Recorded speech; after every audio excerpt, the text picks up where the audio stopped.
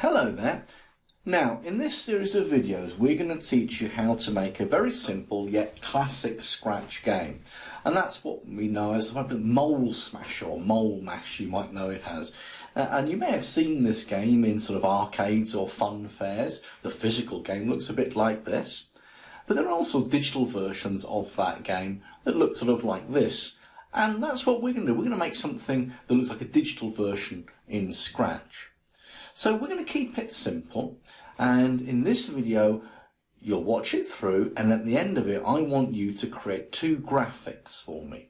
A hammer or a mallet, whatever you want to call it, we're going to whack with, and also the object that we're going to be whacking. Now, Scratch by default looks a bit like this, and you can see that this little square up here, or rectangle shape, not square, is of course the game area. This is where the game is going to run. At the moment, by default, it puts the Scratch cat in there. And I don't want a cat there because we're not going to whack cats because that makes some people get quite upset.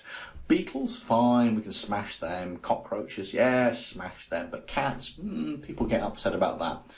So, although Tom and Jerry have done it for years, so why people get upset, I don't know. Or did I think maybe just getting upset, something I've made up. Anyway, it doesn't really matter. I don't want a cat. So, how do I get rid of the cat?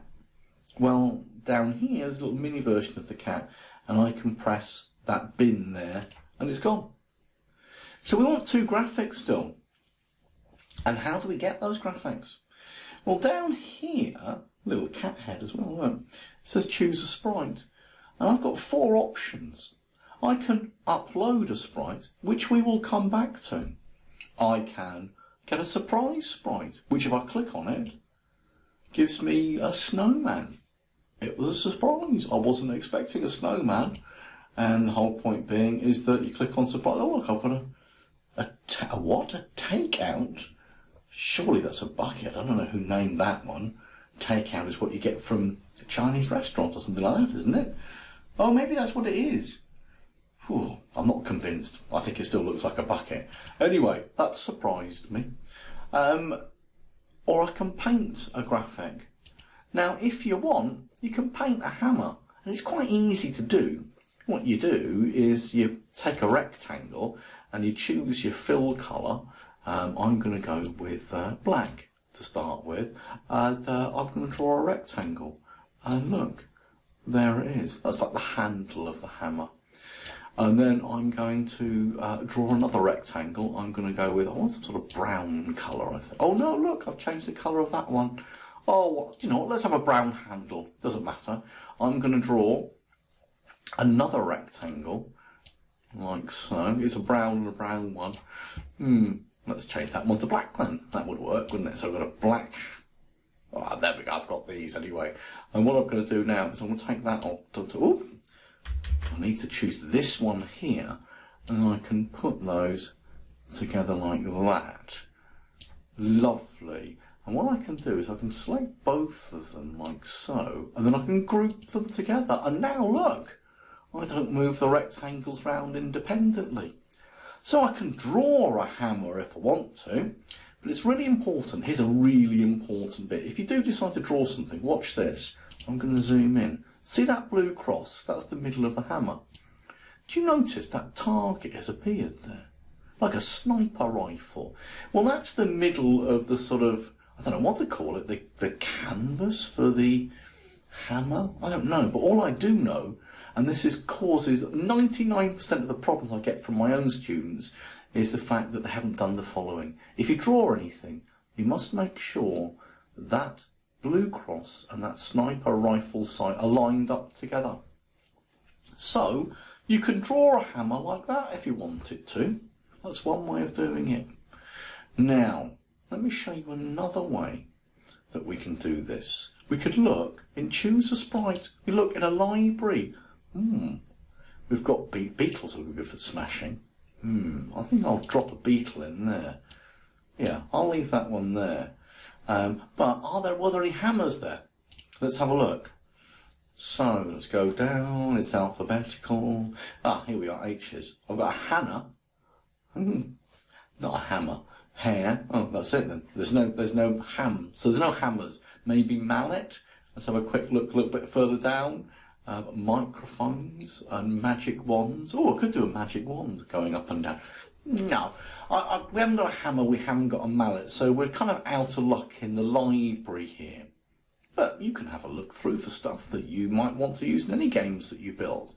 But if you're out of luck and you're not very good at drawing rectangles, which is a bit of a stretch because everyone can draw a rectangle, but let's say no, you're saying this is not professional, I want professional proper hammers.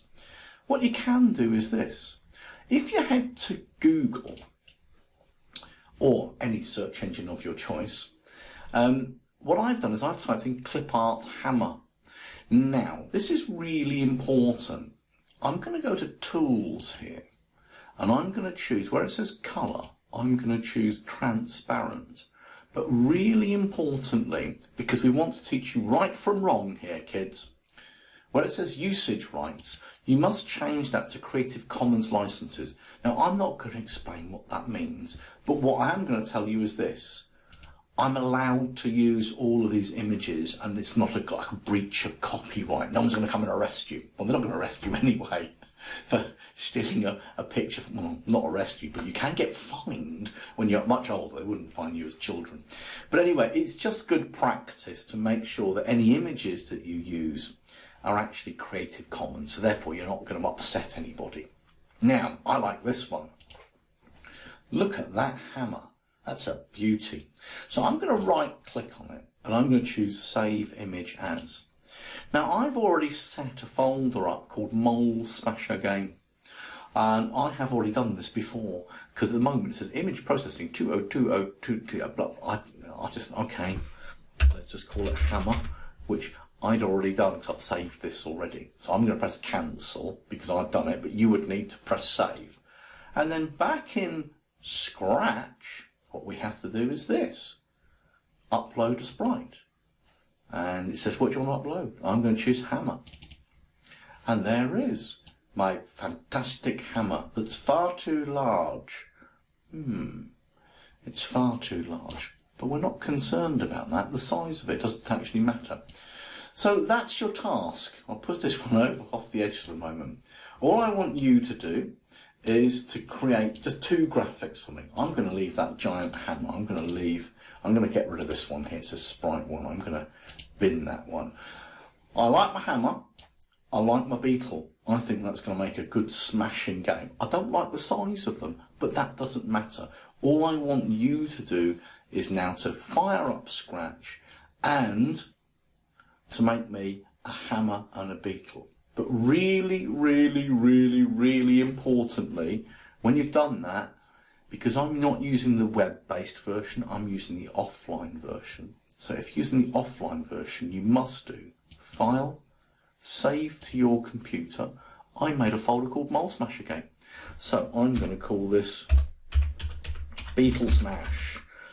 I wasn't sure, I should have called it, I should have got a mole really, but there we go, we ended up with a beetle instead. Doesn't really matter. But one thing I do know is that my Scratch game is saved in my Mole Smasher Game folder, so I can find it in the future. Anyway, I'm going to save it.